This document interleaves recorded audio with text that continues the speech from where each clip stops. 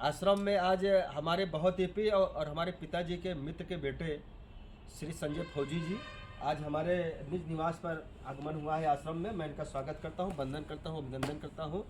और ये फौज की सेवा के साथ साथ आज जब यहाँ अपने गांव आ गए हैं तभी आज भी सेवा कर रहे हैं। इसके लिए मैं इनको बहुत बहुत बधाई देता हूं, क्योंकि इनका कार्य इतना हमको अच्छा लगता है कि यह चाहे हिंदुत्व की बात हो, चाहे बहन बेटियों की जब कभी उनके अस्मत पर कोई बात आती है तब भी वहाँ क्रांति के साथ खड़े रहते हैं और उन जिहादियों के बीच में ये हमेशा लड़ने का काम करते हैं।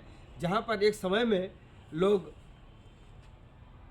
लुंगी पहन करके 50-50 हथियार राइफल लेकर के वहाँ घूमा करते थे, वहाँ हमारे संजय फौजी जी अकेले वहाँ लड़ने का काम करते हैं। इनको हृदय से गहराई से मैं इनका अभिनंदन करता हूँ। बहुत बहुत। आइए संजय जी देखिए। मैं माननीय 2 बार से जिला पंचायत हिंदू हृदय सम्राट माननीय अभिषेक यादव हिंदू जी, जो भैया ने आज मान सम्मान दिया और जो भी आज भैया शिक्षा ग्रहण करेंगे, हिंदुत्व और राष्ट्र के लिए हमेशा समर्पित रहेंगे। जय हिंद, जय भारत। तो संजय जी इस समय क्या कर रहे हैं आप?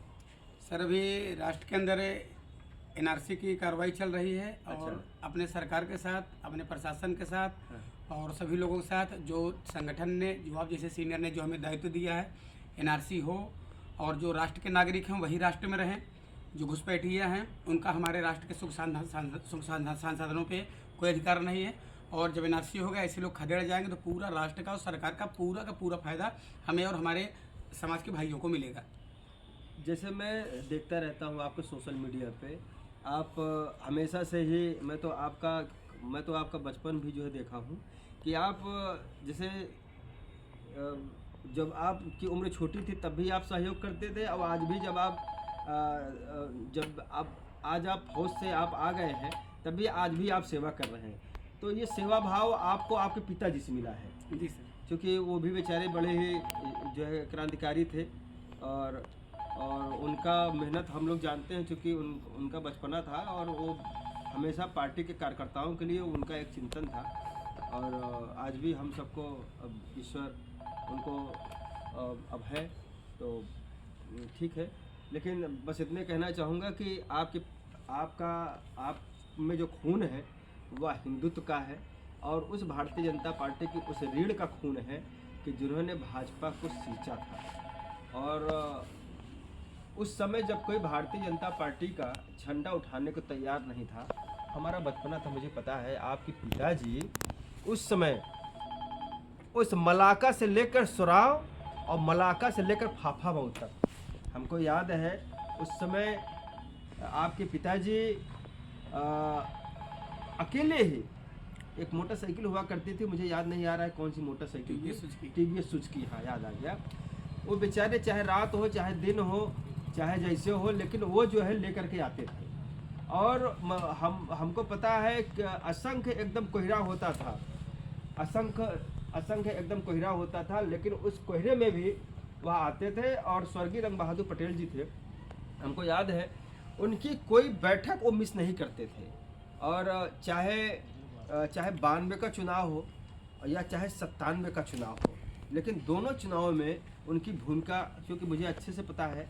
और उस समय जो उनका तेज था, वह कोई भी बैठक मिस नहीं करते थे। और कहीं भी कोई भी आंदोलन हो, वह चाहे ठंडी हो, गर्मी हो, बरसात हो, कितना अब से भी भयंकर उनको कष्ट हो, लेकिन वह पार्टी का कार्य वह हमेशा करते थे। इसके लिए अब आज के समय में ऐसे बिरले लोग बहुत कम हैं कि आज तो पता चलता है कि जो भारतीय जनता पार्टी में संगठन में आया 1 साल 2 साल तक वो पीछे घूमा किसी नेता के साथ, और अगर वो आज तो आ रहा है अपने लोभ और लालच में, अगर उसको ठेका, टेंडर, पट्टा, थाने की दलाली अगर उसको नहीं मिली या मिली तो उस प्रकार से नहीं मिली तो भाग जाता है। लेकिन सोचिए कि आप जैसे कि आज तक आपने कभी पार्टी नहीं छोड़ा और समाज के साथ साथ देश सेवा कर रहे हैं, इसके लिए मैं आपको बधाई देता हूँ। क्या चुनाव लड़ेंगे आपकी बार कोई? जी सर। क्या चुनाव लड़ना चाहेंगे सर? अभी सोराव ब्लॉक से मैं ब्लॉक प्रमुख का चुनाव लड़ूंगा सर। अच्छा। और जो भी कार्य करूंगा ये इतिहास के पन्नों में दर्ज होगा और एक प्रेरणा देंगे। राजनीति कोई बिजनेस व्यापार की जगह नहीं है, ये समाज की एक नैतिक जिम्मेदारी है जो हर जनप्रतिनिधि को इसको निभाना चाहिए।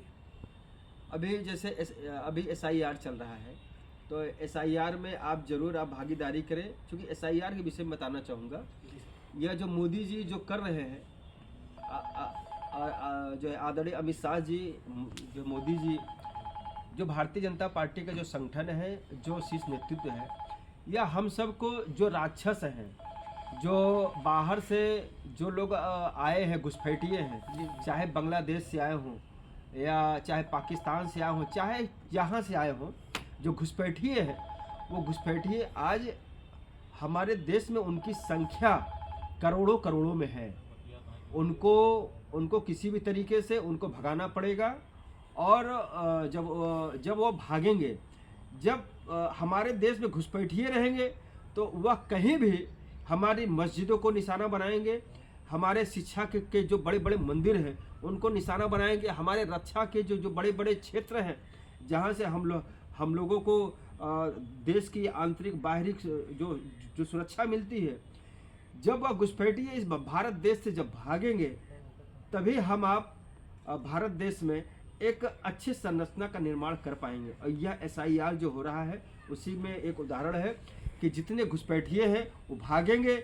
और जो ऐसे बहुत सारे लोग हैं, जैसे हम लोग देखते हैं कि जब मुस्तफ़ा सिद्दीकी यहाँ का विधायक हुआ करता था, जो सराव का, तो हम लोगों ने देखा है कि वह फूलपुर के बहुत सारे लोगों का नाम, सराव के बॉर्डर पे वह जो माइनॉरिटी तबके के लोग थे उनका नाम वहाँ ज़्यादा हो गया था। और उसकी बड़ी चिंता थी। स्वर्गीय रंग बहादुर पटेल जी उस समय चुनाव हार गए थे, लेकिन दूसरे टर्म में उनकी बड़ी चिंता थी, और ये चिंता थी कि इतने ज़्यादा वोटर कैसे आ जा रहे हैं। और फिर उन्होंने, हालांकि चुनाव जो है 2002 में उनको फिर टिकट मिलता है, और 2002 के बाद 2002 में वह जो परास्त हो जाते हैं, फिर 2000 के बाद 2007 में टिकट मिलता है, फिर परास्त हो जाते हैं। लेकिन फिर भी हम लोग, चूँकि उनसे हम लोग एक सीख मिलती है, जैसे कहते हैं सरदार वल्लभ भाई पटेल जी, अगर सरदार वल्लभ भाई पटेल जी उस समय पूरे देश का नेतृत्व किए थे, तो सराव विधानसभा का नेतृत्व स्वर्गीय रंग बहादुर पटेल जी ने किया था। उनके जैसा ओजस्वी वक्ता, उनके जैसा ओजस्वी कार्य करने वाला हम लोगों को पता है। आजकल के लोग तो बात करते हैं, अगर थाने का होमगार्ड भी होगा तो आज के लोग विधायकों का जो चलन है, साहब जी कहते हैं, वह सम्मान में कहते हैं कि वो खुद बताए डरे हुए हैं। मुझको नहीं पता, लेकिन एक दौर था कि जब उनका नाम किसी थाने में आ जाता था, स्वर्गीय रंग बहादुर पटेल जी का नाम जब कोई सुन लेता था, कोई इंस्पेक्टर, तो कार्यकर्ता कहता था कि माननीय विधायक जी ने हमको भेजा है, तो कभी इंस्पेक्टर पलट के फोन नहीं करता था। उनका कार्य और सही कार्य उनका तत्काल हो जाता था। ये व्यक्तित्व था माननीय विधायक जी का, ये उनका व्यक्तित्व था। तो मैं आपको सिर्फ इतने कहना चाहूँगा, उनके जैसा व्यक्तित्व अरे आप बनिए, और उनके जैसा कार्य करने वाला जो है महापुरुष आप बनिए, क्योंकि हर एक इंसान ही कार्य करते करते ही उसकी संज्ञा महापुरुषों में हो जाती है। और मेरी शुभकामनाएं आपके साथ हैं। आप खूब तरक्की कीजिए। SIR चल रहा है, उसमें आप जहां आपका क्षेत्र है, जो आपका गांव है, घर है, आपका बूथ है, आपके आसपास जो आपके इष्ट मित्र हैं, एक जरूर सोशल मीडिया पे डाल करके SIR के लिए आप सभी लोग, जितने लोग हैं, अपने परिवार का नाम उसमें जो है उसको बढ़ावें। और जो बाहर के लोग हैं उनको चिन्हित करके चाहे हम सबको सूचना दें, चाहे DM प्रयागराज को सूचना दें कि यहाँ अवैध लोग यहाँ हैं, इस स्थिति में है, प्रशासन को सूचना दें। और इसमें आप क्षेत्र के साथ साथ आप जो है देश की आप जो मदद करते आए हैं, और हम सबको भरोसा है कि आप जिस पथ पर आप चले हैं, हमारी शुभकामनाएं आपके साथ हैं। बहुत बहुत धन्यवाद देता हूं। और आपको यह हिंदू अभिषेक यादव, मैं आपको बताता हूं कि हिंदू अभिषेक यादव की कथनी करने में अंतर नहीं होता है। आप जो भरोसा रखिएगा, हम लोग जिस लायक हैं आपके साथ हमेशा तन मन धन के साथ आपका यह भाई आपके साथ खड़ा रहेगा। आप हमारे यहाँ आए, इसके लिए मैं आपका बहुत बहुत स्वागत करता हूँ। बहुत बहुत बधाई आपको। हो गया।